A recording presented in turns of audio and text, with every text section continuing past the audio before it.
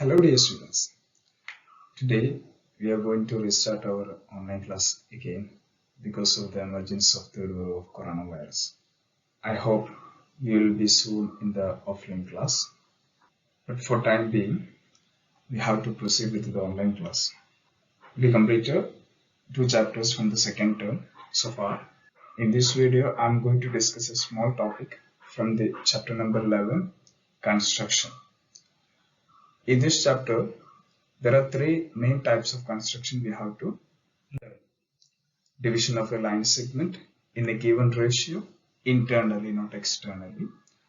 Second construction, that is construction of similar triangles, and third one is construction of tangent to a circle. Out of these three, the second topic, that is construction of similar triangles, is deleted from your syllabus for this academic year, so I will not discuss that one. I will be focusing only on first and third construction. And again, in this video, I'm going to discuss only the first construction, division of a line segment in a given ratio. If you are given a line and you are asked to divide that line in a particular ratio, then how to do that particular construction, that we are going to discuss. Here I'm going to take a question number 1 from exercise 11.1. What is the question actually? Draw a line segment of length 7.6 centimeter and divide it in the ratio 5:8.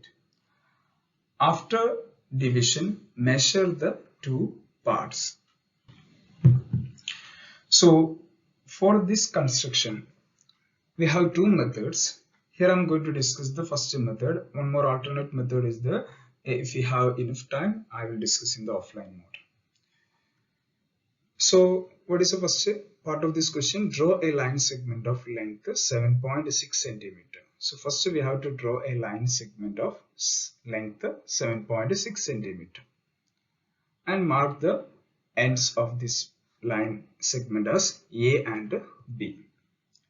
Now after drawing this line segment, we need to draw another line which make an acute angle with the given line. For example, here I am going to start that drawing line from the vertex or from the point A. Remember, this line should be making an acute angle with the given line. Okay, and we can mark the end point of the second line as X. So AX. Now we have drawn a line AX which makes an acute angle with the AB.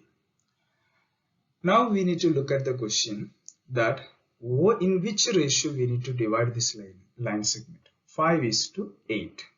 So take the sum of that two ratio, that is 5 plus 8, which is equal to 13. So 5 plus 8 is equal to 13. Just count the ratio and find the sum. So we will get a total 13, and that 13 we have to take it as a number of points to be marked on the line AX. So how many points we have to mark it on line AX? 13 points. For that, let's take a compass and keep the pointer at the point A and pencil on the line AX and just draw an arc. Remember, you can take an appropriate length according to the length of the line segment you have drawn, and when you take the width of the arc, you have to consider the number of points also. Clear? If more points you have to mark it, then you have to reduce the width of the you have to reduce the radius of the arc. If you have only need to draw like a 4 or 5 points, then you can increase the radius of the arc. It's up to you, depends upon the question, you have to change it. Okay, now I'm going to draw the arc with the help of compass. First arc I have drawn. With the same radius, draw another arc by keeping the pointer of the compass at the point where this first arc intersects the line AX. Okay, draw another arc which should be equidistant.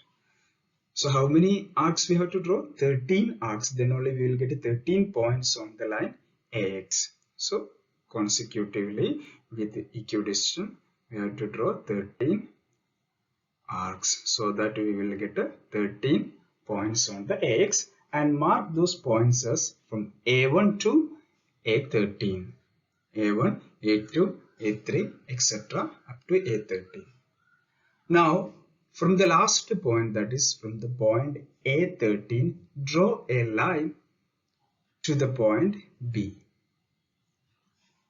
Now we have got a triangle AB, A13. Okay. Now we have to draw another line from A5 which is parallel to B, A13. So for that, first we need to measure the angle made by these two lines. Okay. So for that, just draw an arc. Okay. With the same radii, draw another arc from the point A5. Why do we need to choose the point A5? Because our ratio is 5:8. So here 5 points, and first we have to divide this line into 5:8. Am I right? Then this is actually 8 parts are there. Am I right? 1, 2, 3, 4, 5, 6, 7, 8. So actually the point A5 divides the line segment A13 into 5:8. Because of that, we are choosing the point 5. Just count the first ratio for considering this point. Now from that point, draw another arc with the same radii what we have drawn here. Okay, with the same radii. Never change the radii of these two arcs. Just measure this angle here with the help of compass. Okay, and with that width. From the point where the arc drawn by keeping A5 as a center on the line AX, from that point we have to draw another arc. Okay, with the same radius what we have chosen here.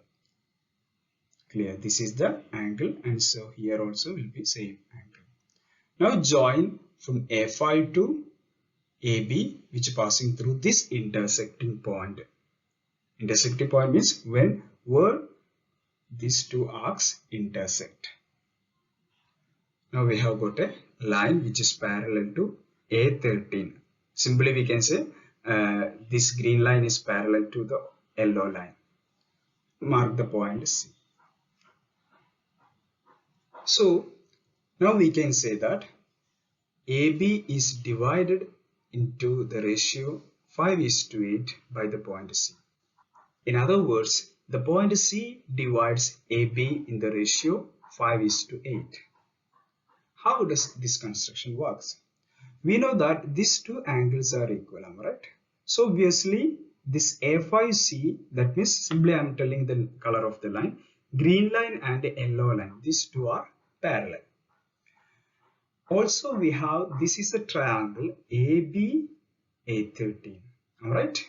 We know that in a triangle, if one line is drawn which is parallel to the third side of the triangle, then the other two sides will be divided in the same ratio. We have learned in the chapter number 6 that theorem is known as basic proportionality theorem. The same theorem works here. Here, according to our construction, the point A5 is dividing the line A13 in the ratio 5:8 according to our construction, because out of the 13 points, this point is the fifth one. So obviously the ratio will be 5:8.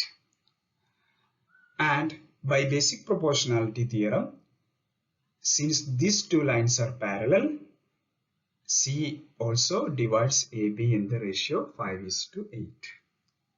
Clear? That is a justification we can give for this construction. So that's all about the first type of the construction from the chapter number 11. I hope you got a clear idea about this. In the next video, I will discuss the construction of the tangents or any other chapter, depends on the situation. The mode I have chosen to take the class is because all the tools is currently not with me. So because of that, I am taking class like this. Next week onwards, I will discuss the class within a detailed manner. That's all from my side, students, for today. Thank you for watching. Have a nice day.